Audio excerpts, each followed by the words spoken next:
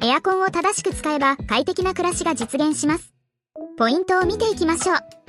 まず、フィルターは2週間に1度清掃を。温度設定は省エネを意識しましょう。使い終わりには湿気対策をお忘れなく。